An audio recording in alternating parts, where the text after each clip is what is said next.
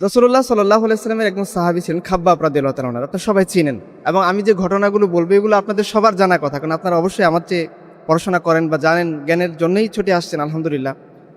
তো তিনি রাসূলুল্লাহ সাল্লাল্লাহু আলাইহি ওয়াসাল্লামের কাছে মাক্কি জীবনে যখন একেবারে নির্যাতনের মাত্রা চূড়ান্ত পর্যায়ে চলতেছিল, তিনি রাসূলুল্লাহ সাল্লাল্লাহু আলাইহি ওয়াসাল্লামের কাছে গিয়ে বললেন, ইয়া রাসূলুল্লাহ, মানে আমাদের যে এই অবস্থা চলতেছে, আমরা দেখতেছি যে আমাদের সামনে ইয়াসির রাদিয়াল্লাহু তাআলার পরিবার, পুরো পরিবার ইসলাম গ্রহণ করেছেন, কিন্তু তাদের মক্কায় বংশধর কেউ না থাকার কারণে আবু জেহেল খুব মাত্রাধিক টর্চার করতেছিল তাদেরকে।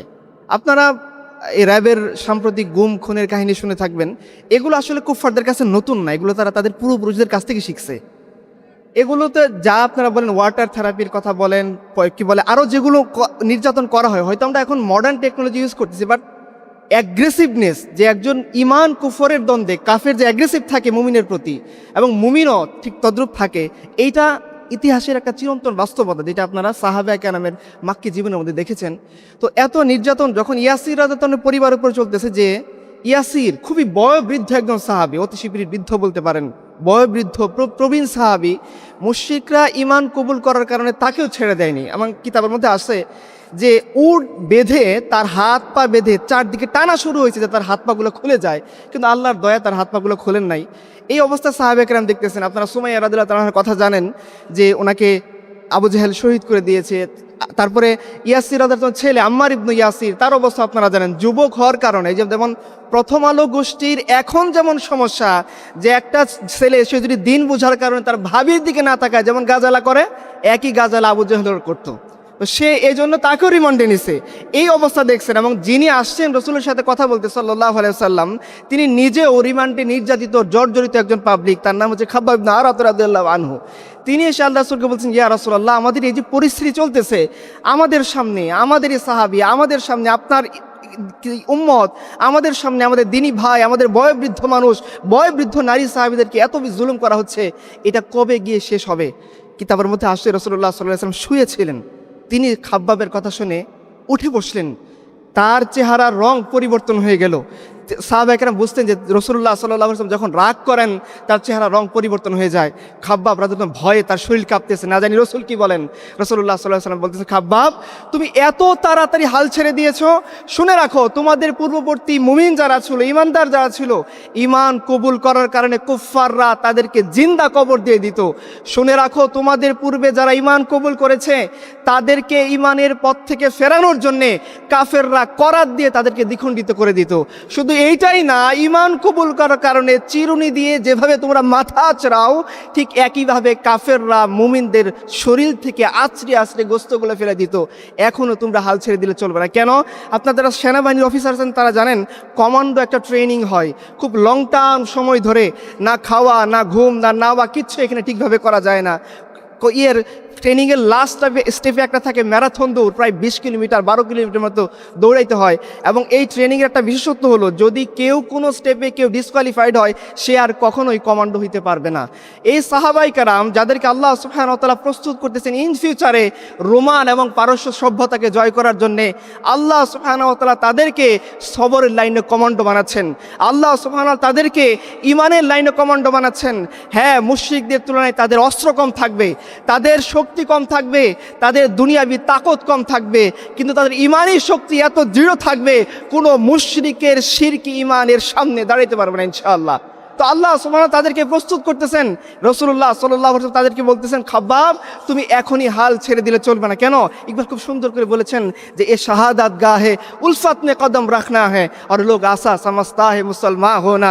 আপনি ইমান কবুল করেছেন, আপনি মনে করিয়েন না এই কথা যে আপনার জন্যে দারুল কুফরের মধ্যে, জাহিলিয়াতের মধ্যে আপনার আমার ইমান টিকিয়ে রাখা, ইমানি কথা বলা খুব কঠিন হয়ে যাবে, সহজ হয়ে যাবে। ব্যাপারটা এরকম কখনই হবে না। রাসূলুল্লাহ সাল্লাল্লাহু আলাইহি ওয়াসাল্লাম সাহাবাদেরকে এই তালিমে দিচ্ছেন, তোমরা ইসলামিক অবস্থার মধ্যে নেই, তোমাদেরকে আল্লাহ সুবহানাহু ওয়া তাআলা প্রস্তুত করতেছে ইন ফিউচারে সারা দুনিয়াতে দিনের আলো ছড়িয়ে দেওয়ার জন্যে। এখনই তোমাদের হাল ছেড়ে দিলে চলবে না, আরও দাঁতে দাঁত লাগিয়ে সবরের পাটাতন আঁকড়ে ধরে আরও সামনের দিকে এগিয়ে যেতে হবে। খাব্বাব চুপ হয়ে গিয়েছেন। খাব্বাব কোন পর্যায়ে গিয়েছেন তাকে জিজ্ঞাসা করেন যে আপনি কেন রসুলের কাছে এই কথা বলতে গেলেন? খাব্বাব বললেন, ভাই, তোমার মতো আমার মতো আমাদের সমাজের মতো খুব কমফোর্ট জোন, ফুলের বিছানায় শুয়ে আমি রসুলের কাছে অভিযোগ করতে যাইনি, শোনো আমার নির্যাতনের কাহিনী। আমাকে কাফেররা উত্তপ্ত মরুভূমির মতো বুকে তো আমাকে লাথি দিয়েছেই, যখন তারা আমাকে অগ্নিস্ফুলিঙ্গের ভিতরে কাবাব বানানোর জন্য ঢুকিয়ে দিয়েছে, আমি আর্ত চিৎকার যাতে না করতে পারি, তারা তাদের বুট জুতা দিয়ে আমার মুখকে থেতলে দিয়েছে। আপনারা এখন শুনে থাকবেন আমাদের যে সমস্ত বাহিনীরা মুসলমানদের সাথে এই আলেপের মতো, এগুলো নতুন না, আলেপের পূর্বপুরুষরা এই কাজগুলোই করে এসছে। এই জন্য মানুষকে তার আমল দেখে বিবেচনা করেন, এরা কাদের পূর্বপুরুষ আর আমরা কাদের পূর্বপুরুষ। আজকে ক্ষমা চেয়ে এ সমস্ত জিনিস পার পাওয়া যাবে না। ইসলামের নিয়ম হচ্ছে যে যে ধরনের কাজ করেছে, যে যে ধরনের অপরাধ করেছে তাকে ওই ধরনের অপরাধ ফিরিয়ে দিতে হবে।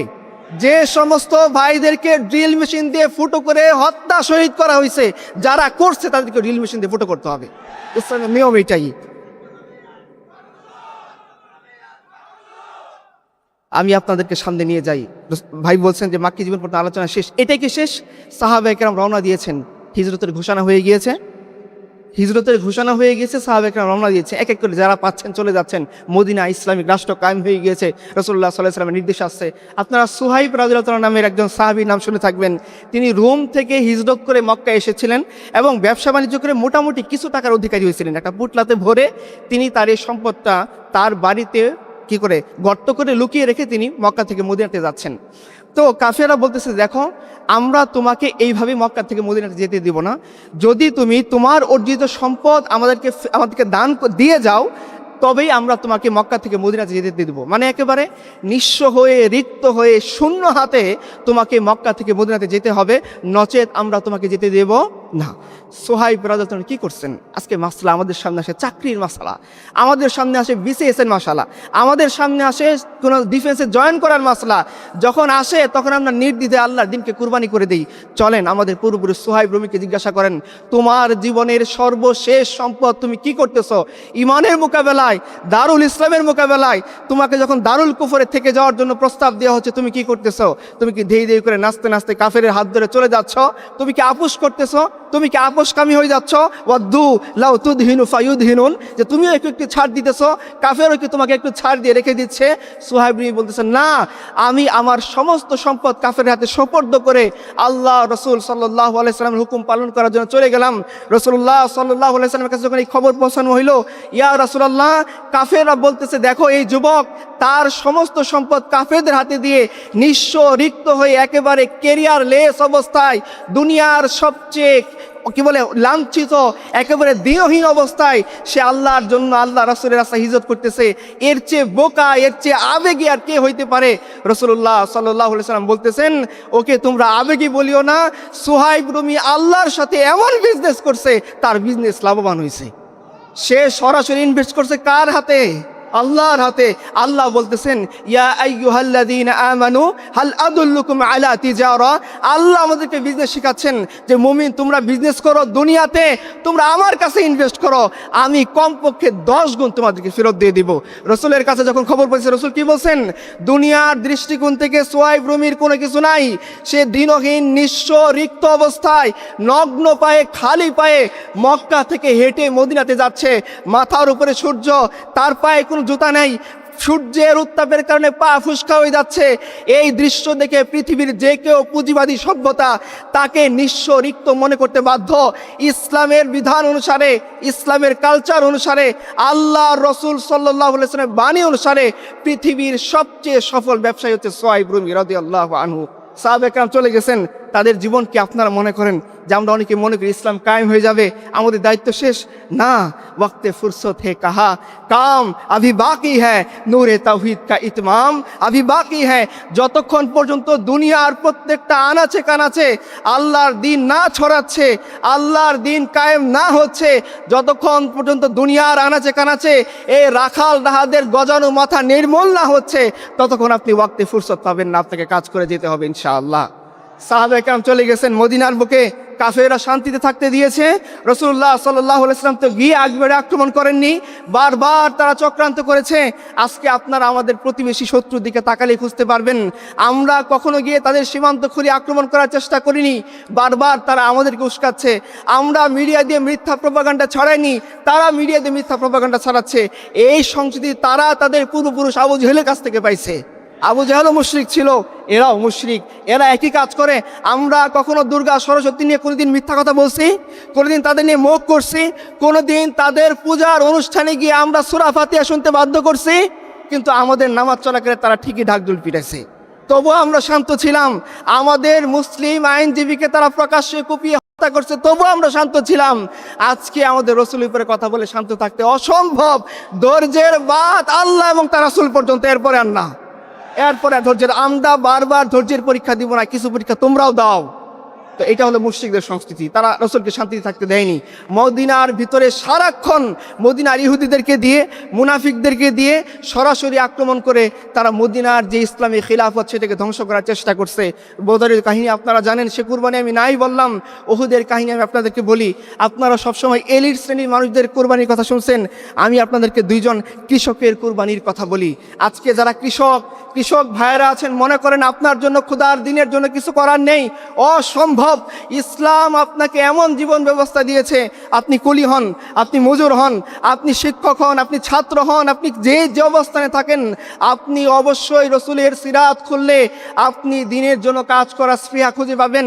ওহাব মুজানি, হারিস মুজানি কিতাবের পাতায় স্পষ্ট করে লেখা আছে, দুইজন কৃষক ছিলেন, চাষা ছিলেন, উহুদের যুদ্ধে আসছেন। আসার পরে তারা গনিমত কুড়াচ্ছিলেন, হঠাৎ করে যুদ্ধের মোড় ঘুরে গেছে। রাসূলুল্লাহ সাল্লাল্লাহু আলাইহি ওয়াসাল্লামের উপর আক্রমণ আসতেছে। 9 জন সাহাবী আল্লাহ রাসূলকে প্রোটেক্ট করতেছেন, এক এক করে প্রায় 7 জনই শাহাদাতের পেয়ালা পান করে নিয়েছেন। এই অবস্থায় ওহাব মুজানি, হারিস মুজানি চাচা ভাতিজা দুজন আসছে। রাসূলুল্লাহ সাল্লাল্লাহু আলাইহি ওয়াসাল্লামের এই অবস্থা দেখে মালে গনিমত কুরানো ছেড়ে দিয়ে আল্লাহর রাসূলের কাছে গিয়ে বলছে, লাব্বাইক ইয়া রাসূলুল্লাহ, বলেন আমার উপর অর্ডার কি? রাসূলুল্লাহ সাল্লাল্লাহু আলাইহি ওয়াসাল্লাম বলতেছেন, এই যে ধেয়ে আসতেছে সেনাবাহিনী, খালেদ তার 1200 অধিক ফোর্স নিয়ে আক্রমণ করার জন্য আসতেছে, অনবরত তীর বৃষ্টি, পাথরের বৃষ্টি বর্ষিত হইতেছে। তোমাদের এখন দায়িত্ব হলো, জিম্মাদারি হলো তোমাদের রাসূলকে রক্ষা করা। এই হারিস মুজানি, ওহাব মুজানি কি করছেন? গরিব মানুষের সম্পদের প্রতি আকর্ষণ থাকাটা স্বাভাবিক ছিল। মালে গনিমত কাফেররা ফেলে চলে গেছে, তারা এটা কালেক্ট করতেছেন। একেবারে যে সময়ে দুনিয়া কামানোর সর্বোত্তম সুবর্ণ সুযোগ ছিল, কেউ তাদেরকে বাধা দিত না, কারণ সবাই ছিন্ন বিচ্ছিন্ন হয়ে আছে। এই মুহূর্তে সম্পদের লোভ ছেড়ে দিয়ে, দুনিয়ার লোভ ছেড়ে দিয়ে, মালে গনিমতের লোভ ছেড়ে দিয়ে এই দুই সাহাবী কৃষক, আপনাদের মতো হয়তো অত বেশি শিক্ষিতও না, কিন্তু তারা অবশ্যই ইমানের লাইনে আমাদের চেয়ে হাজারো কোটি গুণে এগিয়ে আছেন। এই মহান দুই কৃষক সাহাবী রাসূলুল্লাহ সাল্লাল্লাহু আলাইহি ওয়াসাল্লাম এই ঘোষণা শোনার পরে ময়দানের ভিতরে ঝাঁপিয়ে পড়লেন। কিতাবের পাতায় লেখা আছে, হারিস মুজানি ছোট্ট একটা অস্ত্র নিয়ে আসছে, যেটা কুফফারের মোকাবেলায় দাঁড়ানোর ক্ষমতা নেই। এই ছোট্ট অস্ত্র দিয়ে তিনি লড়াই করতে করতে শাহাদাতের পেয়ালা পান করে নিয়েছেন। তার পাশে দাঁড়িয়ে ছিল তার ভাতিজা ওহাব মুজানি। সে দেখতেছে, আরে আমার চাচা যদি আল্লাহ রসুলকে রক্ষা করতে গিয়ে নিজের জীবনে ভেবে বিলাই দিতে পারে, আমি কোন দুঃখে বেঁচে থাকবো? ওহাব মুজানির ভাতিজা হারিস মুজানি তার চাচাকে দেখতে দেখতে সেও আল্লাহ রসুলকে রক্ষা করতে, সেও আল্লাহর দিনকে রক্ষা করতে, সেও আল্লাহর জমিন, আল্লাহর খিলাফতকে টিকিয়ে রাখতে তার জীবন বিলিয়ে দিয়েছে নিজের সম্পদের মোহকে দূরে ঠেলে।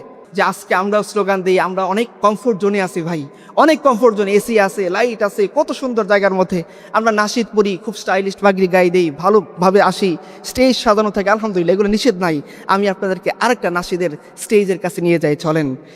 যখন কাফের আক্রমণ করার জন্য আসতেছে আহজাবের যুদ্ধের মধ্যে মুনাফিকদের সবচেয়ে বড় জোট, আল্লাহ তাআলা এটাকে আহজাব বলছেন, সম্মিলিত জোট আক্রমণ করছে। প্রায় 10,000-এর বেশি কুফার আসতেছে মদিনার ইসলামী খিলাফতের নাম নিশানা মিটিয়ে দিতে। রাসূলুল্লাহ সাল্লাল্লাহু আলাইহি ওয়াসাল্লাম ইমিডিয়েট গোয়েন্দাদের কাছ থেকে তথ্য নিয়ে তাড়াতাড়ি সাহাবীদেরকে প্রস্তুত করছেন, পরীক্ষা খনন করছেন, এরপরে তার আক্রমণ করার জন্য আসছে। অবস্থা দেখা গেল রাসূলুল্লাহ সাল্লাল্লাহু আলাইহি ওয়াসাল্লাম এবং তার সাহাবীরা যখন পরীক্ষা খনন করতেছেন, প্রচণ্ড শীতের মৌসুম, তাদের গায়ে গরম কাপড় নেই, অনেকে ঠকঠক করে কাঁপতেছেন, তাদের খাওয়ার মতো ভালো খাবার নেই। আপনারা জানেন, ইতিহাসের কিতাব আপনারা পড়েছেন, শুকনো ঠনঠনে রুটি রাসূলুল্লাহ সাল্লাল্লাহু আলাইহি ওয়াসাল্লাম তার সাহাবীরা খাচ্ছেন, রুটি খাওয়ার জন্য তারা ঘি ম্যানেজ করতে পারেন নাই, রুটি খাওয়ার জন্য তারা ভালো ডাল ম্যানেজ করতে পারেন নাই, রুটি খাচ্ছেন দুর্গন্ধওয়ালা চর্বি দিয়ে।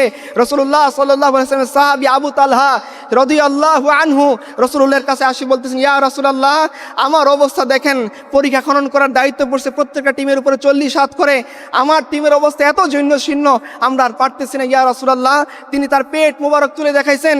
আল্লাহ রাসূলকে বলছেন, ইয়া রাসূলুল্লাহ, ক্ষুধার কষ্ট, শীতের যন্ত্রণা, এর মধ্যে ক্ষুধার কষ্ট নিবারণ করার জন্য পাথর পেটে বেঁধে রাখছি। রাসূলুল্লাহ সাল্লাল্লাহু আলাইহি সাল্লাম চলে যান। ইসলামী খিলাফতের প্রধান যিনি, একটু আগে রফিক ভাই আমাদের ইসলামী খিলাফতের কথা বলে গেছেন, চলে যান। আজকে আপনারা যে সিস্টেমের মধ্যে থাকেন, তারা কমফোর্ট জোনে 15 একর জমি নিয়ে থাকে, আর রাসূলুল্লাহ সাল্লাল্লাহু আলাইহি সাল্লাম ভাগ্যে 1 কাঠা জমিও জোটে নাই, ছোট ছোট 2-1টা খুপড়ি ঝুপড়ি ঘর বানিয়ে আম্মাজানকে দিয়েছেন।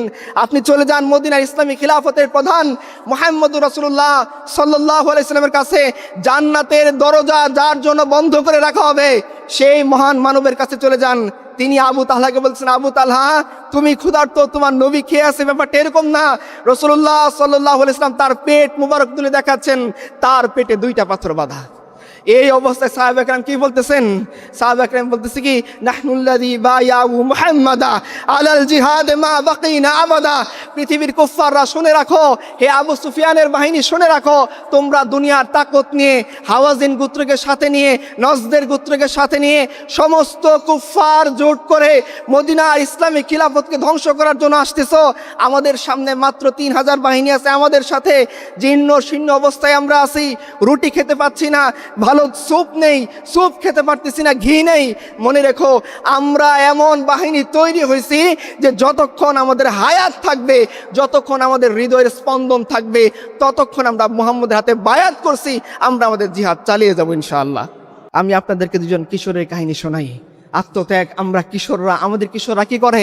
কিশোররা কিশোর গ্যাং বানায়, কিশোররা মুরব্বিয়ানে কেরামের উপর বেয়াদবি করে, কিশোররা দিনে দুপুরে ডাকাতি করে, কিশোররা রেপ করে।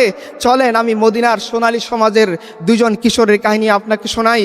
মাজ এবং মুআজ, বদরের যুদ্ধে আব্দুর রহমান ইবনে আউফ তিনি ঘোড়ার ময়দানে অপেক্ষা করতেছেন কখন আবু জেহেল তার সামনে আসে, তিনি অ্যাটাক করবেন। দূর থেকে তিনি আবু জেহেলকে তাক করে আছেন। 2জন সাহাবী মাজ এবং মুআজ, বয়স 14-15 কাছাকাছি। তারা গিয়ে বলতেছে, আঙ্কেল আবু জেহেল কোথায়? এই কথা শোনার পর আব্দুর রহমান ইবনে আউফ বলতেছেন, তুমি ভাতিজা, তোমরা এরকম দুর্ধর্ষ কাফেরকে দিয়ে কি করবা? বলতেছে, চাচা, আমরা শুনেছি আল্লাহ রাসূলকে কষ্ট দেওয়ার ক্ষেত্রে সবচেয়ে অগ্রগামী ছিল আবু জেহেল। আজকে আমরা 2 কিশোর পণ করে আসছি, হয় দুনিয়াতে আবু জেহেল জীবিত থাকবে, নয়তো আমরা জীবিত থাকবো। চলে গেছেন, দেখিয়ে দিয়েছেন ওই যে আবু জেহেল, উঁচু ঘোড়ার উপরে চড়া, সেনাবাহিনী বেষ্টন করে রাখছে তাকে, যাও গিয়ে তাকে অ্যাটাক করো। আব্দুর রহমান ইবনে আউফ বলতেছেন, যখন আমি তাদেরকে নিশানা দেখিয়ে দিলাম তাক করে, 2টা বাচ্চা শিশু, যাদেরকে আপনারা কিশোর বলেন, নাবালেগ বলেন, এই 2টা বাচ্চা শিশু, আব্দুর রহমান ইবনে আউফ বলতেছেন, আমি দেখলাম বজ্রের ক্ষিপ্ত গতিতে বাজ পাখির মতো এরা আবু জেহেলের কাছে চলে গেল। একজন গিয়ে অ্যাটাক করলো, খুব সাধের মতো সুন্দরভাবে আবু জেহেলকে হত্যা করতে পারে নাই। আবু জেহেলের বডিগার্ডটা তাকেও অ্যাটাক করছে। মুআজ রাদিয়াল্লাহু আনহুর ডান হাত কেটে গেছে। তার ভাই বলতেছে, ভাই তুমি এবার ক্ষান্ত হও। মুআজ বলতেছে, খবরদার, 2জন পণ করে আসছি, যতক্ষণ আমাদের চোখের পলক ফেলার মতো শক্তি থাকবে, ততক্ষণ আমরা আবু জেহেলের বিরুদ্ধে জিহাদ চালিয়ে যাব। তারা কি করছেন? মুআজ রাদিয়াল্লাহু আনহু কিতাবের পাতা খুলেন, ছোট বাচ্চা, কিশোর মানুষ, তিনি তার ওই হাত যাতে তার জিহাদ করতে বাধা না দেয়, কিতাবে লেখা আছে স্পষ্ট করে, পাড়া দিয়ে হাত ছিঁড়ে ফেলছেন, পাগড়ি ছিঁড়ে হাত বেঁধে নিয়েছেন, লড়াই করতে করতে শাহাদাতের পেয়ালা পান করে নিয়েছেন। চলেন আমি আপনাদেরকে বৃদ্ধের কাহিনী শোনাই। আজকে যারা বয় বৃদ্ধ মনে করেন আমার দিনের জন্য কিছু করার নেই, আপনাকে আমি খাইসাম আবু সাদের কাহিনী শোনাই। উহুদের যুদ্ধে রাসূলুল্লাহ সাল্লাল্লাহু আলাইহি ওয়াসাল্লাম যখন তাশকিল করতেছেন, তিনি এসে বলতেছেন, ইয়া রাসূলুল্লাহ, আমি বদরের যুদ্ধে যেতে পারিনি, আপনি আমাকে যেতে দেননি, মাজুর মনে করে আমাকে রেখে গিয়েছেন। কাল রাতে আমি আমার সন্তানকে স্বপ্নে দেখেছি বদরের যুদ্ধে সে শহীদ হয়েছে।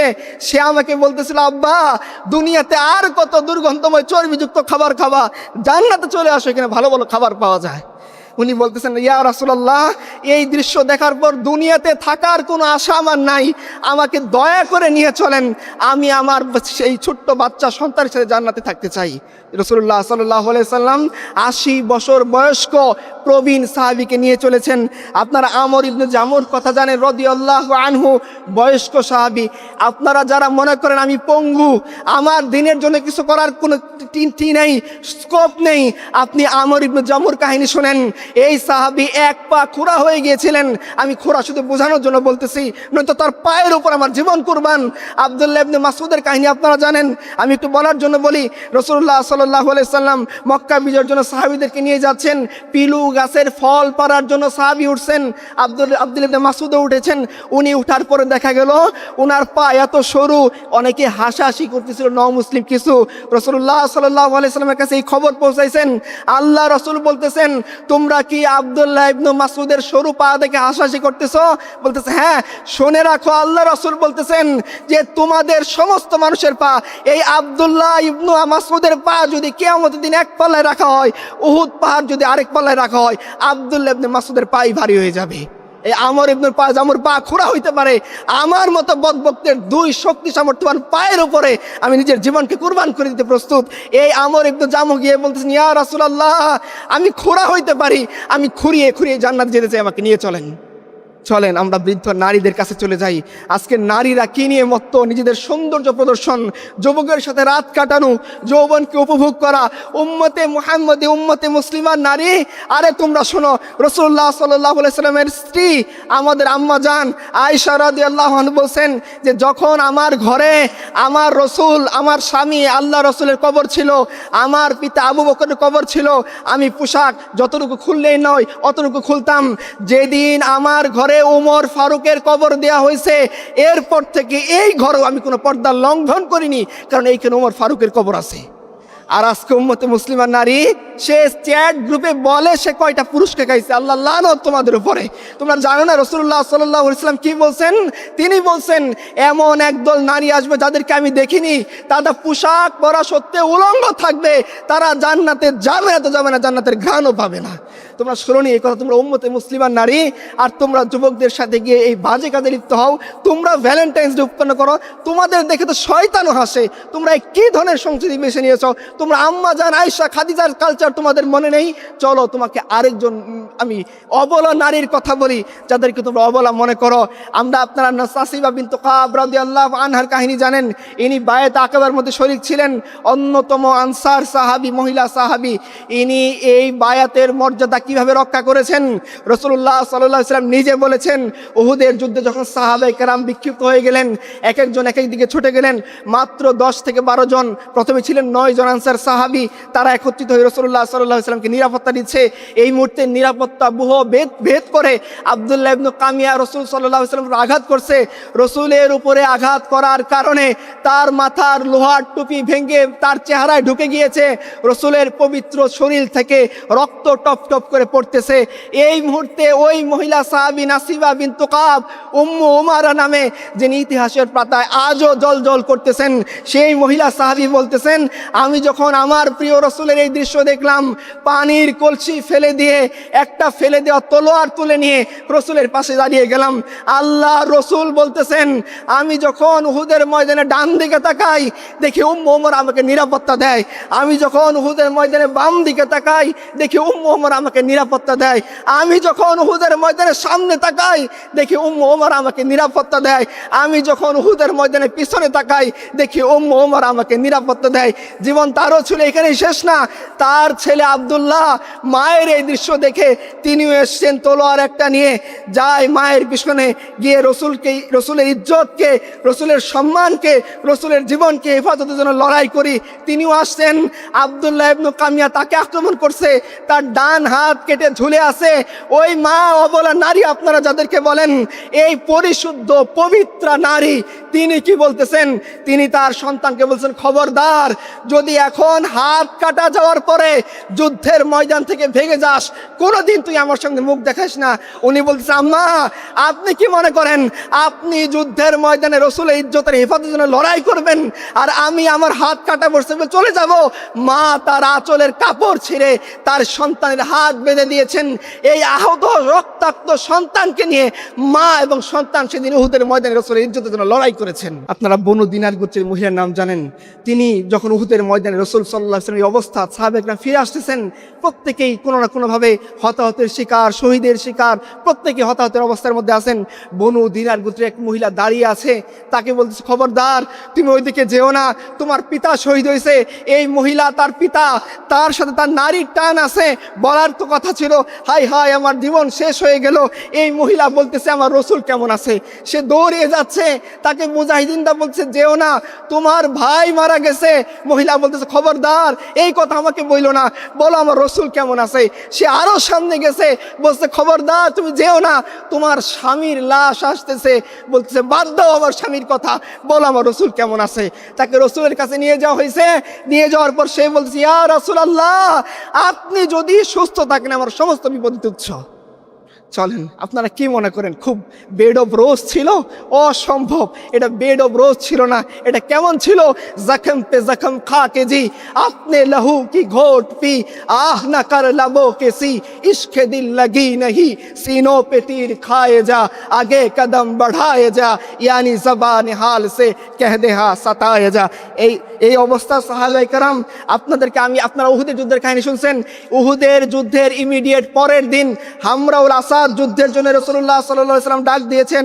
আগের দিনের কথা চিন্তা করেন, ম্যাক্সিমাম সাহাবী আহত অবস্থায় আছেন, কারো হাত কাটা পড়ছে, কারো পা কাটা পড়ছে, আর কারো আবু কাতাদা চোখ উপড়ে ফেলছে কুফাররা, কারো হাটে কি বলে পেটের মধ্যে তলোয়ার ঢুকাই দিয়েছে, গামছা দিয়ে বেঁধে চলে আসছেন। এই অসহায় আহত অবস্থায় যাদের হৃদয়ের মধ্যে এখন আহাজারি কম্পন, কেউ তার স্বামী হারাইছেন, কেউ সন্তান হারাইছেন, কেউ বাচ্চা হারাইছেন, আল্লাহ রাসূল ঘোষণা দিয়েছেন শোনো, হয়তো আবু সুফিয়ান তার বাহিনী নিয়ে আবার আসতেছে, চলো সাহাবায়ে কেরাম আজকে আমরা ওয়াক্ত চাই, ফুরসত চাই, রেস্ট চাই, আরাম চাই, একটু শান্তির জীবন চাই। আরে আগামী এই একদিন আগে যারা নিজেদের জীবন কুরবান করে আল্লাহর সামনে নিজেদের নজরানা পেশ করে আসলেন, আল্লাহ রাসূল এদেরকে ডাক দিয়েছেন। কেউ বলেন নাই ইয়া রাসূলুল্লাহ আমার পা খুঁড়া হয়ে গেছে, ইয়া রাসূলুল্লাহ আমার চোখ উপড়ে ফেলা হয়েছে, ইয়া রাসূলুল্লাহ আমার সন্তান কুরবানি হয়ে গেছে, এই কষ্ট আমি সহ্য করতে পারতেছি না। না, কেউ এ কথা বলেন নাই। সবাই আল্লাহ রাসূলের দিকে লাব্বাইক বলে হামরাউল আসাদ যুদ্ধে চলে গিয়েছেন। আপনারা শোনেন, রাসূলুল্লাহ আমার সময় নাই, রাসূলুল্লাহ সাল্লাল্লাহু আলাইহি ওয়াসাল্লাম জাতুর রিকার যুদ্ধের মধ্যে সাহাবীরা বলতেছেন আবু মুসা আশআরী এই যুদ্ধের মধ্যে আছেন, আশআরী গোত্রের টপ মোস্ট লিডারদের একজন। তিনি বলতেছেন যে দেখেন লাইফটা, আমাদের জীবনটা, মুমিনের জীবন কখনো এত প্রশান্তির হইতে পারে না যে সে জীবনটা নিয়ে মস্তি করে যাবে। এরকম মাস্তির জীবন আল্লাহ আমাদেরকে দিবেন না, আমাদের সুকুন দিবেন, মজ মাস্তি আল্লাহ তাআলা আমাদেরকে জান্নাতে করতে দিবেন। সাহাবীরা কি করতেছেন? জাতুর রিকার যুদ্ধ। আবু মুসা আশআরী বলতেছেন রাদিয়াল্লাহু আনহু, তিনি বলতেছেন যে আল্লাহ রাসূল সাল্লাল্লাহু আলাইহি ওয়াসাল্লাম আমাদেরকে বাহিনী সমেত পাঠাইলেন, প্রত্যেকটা 5 জনের ভাগে পড়ছে একটা করে উট। আমরা সারাটা রাস্তায় হেঁটে গেছি। সাহাবী বলতেছেন যে হেঁটে যাওয়ার কারণে আমাদের অবস্থা এমন হয়েছে, পা থেকে নখগুলা খুলে পড়ে গেছে, আমরা পাগড়ি দিয়ে আমাদের পা বেঁধে নিছি। এই জন্য এই যুদ্ধ হলো পট্টিওয়ালাদের যুদ্ধ। সাহাবায়ে কেরাম এত কষ্ট করেছেন, গাছের পাতা বাকল খেয়েছেন। বিলাল বলেছেন আল্লাহ রসুল এবং আমার একটা মাস এমনভাবে অতিবাহিত হয়েছে যখন বগলের নিচে লুকিয়ে রাখা সামান্য খাবার ছাড়া আল্লাহ রসুল এবং আমার খাওয়ার মতো কিচ্ছু ছিল না। আপনারা শিয়াবি আবু তালিবের কাহিনী পড়েছেন, বছরের পর বছর এই জেলের মধ্যে তাদেরকে বন্দি করে রাখছে। আপনাদের যাদের শিশু আছে তারা আমার কথাটা ভালো করে বুঝতে পারবেন। বাচ্চা যদি দুধ না পেয়ে কাঁদতে থাকে, কোনো বাবা মা সত্যি যদি তাকে জন্ম দেয় সেই দৃশ্য কখনো সহ্য করতে পারে না। আল্লাহ রসুল এবং সাহাবীরা এই দৃশ্য বরদাস্ত করেছেন। কুফাররা তাদের সমস্ত খাবার সরবরাহ বন্ধ করে দিয়েছে, পানির লাইন কেটে দিয়েছে, তাদের সাথে বিয়ে শাদী সব বন্ধ করে তাদেরকে বয়কট করেছে। বাচ্চা সাহাবীদের কান্না তারা সহ্য করেছেন খোদার দিনের জন্যে, নিজেদের জীবনকে কুরবানি করেছেন খোদার দিনের জন্যে। তারা তাদের সন্তানের লাশ নিয়ে কেঁদেছেন খোদার দিনের জন্যে। আপনারা এলিট কয়েকজন সাহাবীর উদাহরণ নেন যারা এলিট। আমি কসম করে বলতেছি আপনি কখনোই মুসাব ইবনে উমারের চেয়ে বড় এলিট না। মুসাব ইবনে উমাইর আল্লাহর দিনের রাহে নিজের নজরানা এমনভাবে পেশ করেছেন, এত বড় টপ মোস্ট ধনীর সন্তান হওয়া সত্ত্বেও উহুদের ময়দানে তিনি যখন আল্লাহর কাছে চলে যাচ্ছেন, সাহাবায়ে কেরাম বলতেছেন যে আমরা যখন তার লাশ দাফন করতে গেলাম, তার গায়ে যে চাদর ছিল সেই চাদর দিয়ে তার কাফন করা যাচ্ছিল না। আমরা মাথার দিকে টান দিলে পা খুলে যাচ্ছে, পার দিকে টান দিলে মাথা খুলে যাচ্ছে। রসুলের কাছে গিয়ে বললাম, ইয়া রাসূলুল্লাহ কি করব? রসুল বললেন, চাদর দিয়ে মাথা ঢেকে দাও, পায়ের দিকে ইস্কির ঘাস দিয়ে দাও। রসুল সাল্লাল্লাহু আলাইহি সাল্লাম যখন দেখলেন তার চাচা হামজা ইবনে আব্দুল মুত্তালিব রাদিয়াল্লাহু আনহু তার শরীর কাটা হয়েছে, তার নাক কাটা হয়েছে, তার কান কাটা হয়েছে, তার কলিজা বের করে কুফাররা চিবিয়ে ঝাল মিটাইছে, রসুল এই দৃশ্য আর সহ্য করতে পারেন নাই। কিতাবে লেখা আছে রসুল এই দৃশ্য দেখে এত কষ্ট পাইছেন, তিনি বলতেছেন সোফিয়া কষ্ট পাবে এই ধারণা যদি আমার না আসতো, হামজা ইবনে আব্দুল মুত্তালিবের লাশ আমি নিতাম না, ফিরে যেতাম, যাতে কুকুর শ্রীগাল হামজা ইবনে আব্দুল মুত্তালিবের লাশ খেয়ে ফেলে কিয়ামতের দিন আমি আল্লাহর কাছ থেকে হামজা ইবনে আব্দুল মুত্তালিবের লাশ বুঝে নিতাম।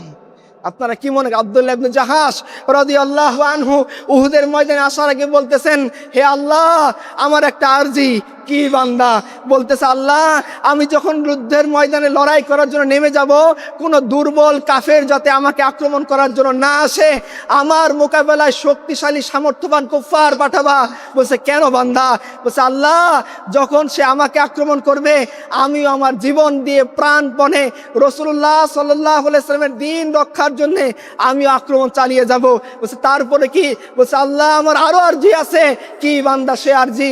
বলতেছে আল্লাহ সে আমাকে আক্রমণ করতে করতে আমি তাকে হামলা করতে করতে এক পর্যায়ে সে যেন আমাকে শহীদ করে দেয়। বলছে কেন বান্দা? বলছে আল্লাহ কিয়ামতে যখন তুমি জিজ্ঞাসা করবা, হে আব্দুল্লাহ ইবনে জাহাশ আমার জন্য তুই কি আনছস, তখন আমি বলবো আল্লাহ তোমার রাস্তায় আমার হাত এবং পা কাটা পড়ছে। শেষ করে দেই, সাহাবায়ে কেরাম এগুলো দুনিয়ার জন্য করেছেন, দুনিয়ার জন্য করেননি। একজন অখ্যাত বেদুইনের কাহিনী আপনাদের শোনাই, শেষ কাহিনী। বেদুইন খাইবার যুদ্ধের পরে রাসূলুল্লাহ সাল্লাল্লাহু আলাইহি ওয়াসাল্লাম গনিমত বন্টন করতেছেন, সাহাবায়ে কেরাম এই বেদুইনকে ডেকে বলতেছেন, নাও এই রাসূল সাল্লাল্লাহু আলাইহি ওয়াসাল্লাম তোমাকে তোমার গনিমতের ভাগ দিয়েছেন। এই সাহাবী গিয়ে আল্লাহ রাসূলের কাছে বলছেন, ইয়া রাসূলুল্লাহ। বলছে কি? বলছে ইয়া রাসূলুল্লাহ আমি তো এই যুদ্ধ করার জন্য এই জন্য আসিনি যে আমি এর বিনিময়ে কিছু মাল সামানা পাবো, দুনিয়ার কর্তৃত্ব পাবো, ক্ষমতা পাবো, আমার 14 পুরুষ বসে খাবে, এই নিয়তে তো আমি আসিনি। বলছে কেন আসছো? বলছে শুধুমাত্র আপনি এবং আপনার দিনকে রক্ষা করার জন্যে, আপনার ডাকে সাড়া দেওয়ার জন্য লাভবাহিক বলে আসছি, আমি আমার কোনো সম্পদের লোভে আসিনি। দেখা গেল এই সাহাবীর ব্যাপারে রাসূলুল্লাহ সাল্লাল্লাহু আলাইহি ওয়াসাল্লাম বললেন, ও আমার সাহাবী যদি তুমি তোমার দাবির ব্যাপারে সৎ হও আল্লাহ তোমাকে সেই কাঙ্ক্ষিত মৃত্যু দান করে দিবেন। দেখা গেল সত্যি ওই সাহাবীর তীর নিক্ষেপ হলো, বুক পার করে বের হয়ে গেল। রাসূলুল্লাহ সাল্লাল্লাহু আলাইহি ওয়াসাল্লামের সামনে যখন এই সাহাবীকে আনা হলো, আল্লাহ রাসূল বললেন আমার এই সাহাবী কামিয়াব হয়ে গেছে। রাসূলুল্লাহ সাল্লাল্লাহু আলাইহি ওয়াসাল্লাম নিজের চাদর মুবারক দান করলেন, নিজে জানাজা পড়ালেন, নিজে কবরে নামলেন, কবরে নেমে দাফন করার পর আল্লাহর কাছে হাত তুলে বললেন, আল্লাহ আমি এর প্রতি সন্তুষ্ট, তুমি এর প্রতি সন্তুষ্ট হয়ে যাও। কিসের জন্য তারা লড়াই করছেন? দুনিয়ার জন্যে, ক্ষমতার জন্যে না। দুনিয়া, ক্ষমতা, কর্তৃত্ব আমাদের কিছুই দরকার নেই, কারণ আমাদের আইডিওলজি অনুসারে আমাদের কর্তা একমাত্র আল্লাহ সুবহানাহু ওয়া তাআলা। আমাদের আইডিওলজি অনুসারে মুহাম্মদুর রাসূলুল্লাহ আল্লাহর রাসূল, তার আরও একটা পরিচয় তিনি আল্লাহর দাস। আমিও আল্লাহর দাস, আমার খলিফাও আল্লাহর দাস, আমার মন্ত্রীও আল্লাহর দাস। আমি যে কোনো সময় তাকে জবাবদিহিতার কাঠগড়ায় দাঁড় করাইতে পারি। আর আজকে আমাদের কি আইন করে দিছে, তুমি এইটা করতে পারবা না, ওইটা করতে পারবা না, এরকম ইসলামে নাই। আপনি যে কোনো যৌক্তিক সমালোচনা ইসলামে করতে কিসের জন্য সাহাবায়ে কেরাম লড়াই করছেন? টাকার জন্যে, মালের জন্যে, গনিমতের জন্যে, ক্ষমতার জন্যে না। এ গাজী এ তেরা পুরস্রার বান্দে जिन्हें तूने बख्शा है ज़ौक़े खुदाई, दोने में इनके ठोकर से सहरा व दरिया, सिमट कर पहाड़ इनके हाइबत से राई, दो आलम से करती है बेगाना दिल को अजब चीज़ है लज्जत आशनाई, शहादत है मतलूब व मकसूद मोमिन, न माले गनीमत न किश्वार कुशाई। আল্লাহ তাআলা আমাদেরকে সাহাবায়ে কেরামের জীবন থেকে দ্বীনের জন্য কুরবানি করার, আত্মত্যাগ করার এবং এই জমিনে দ্বীন না কায়েম হওয়া পর্যন্ত আমাদের মেহনত চালিয়ে যাওয়ার তৌফিক দান করুন। ওয়া আখিরু দাওয়ানা আলহামদুলিল্লাহি রাব্বিল আলামিন। ওয়াসসালামু আলাইকুম ওয়া রাহমাতুল্লাহ।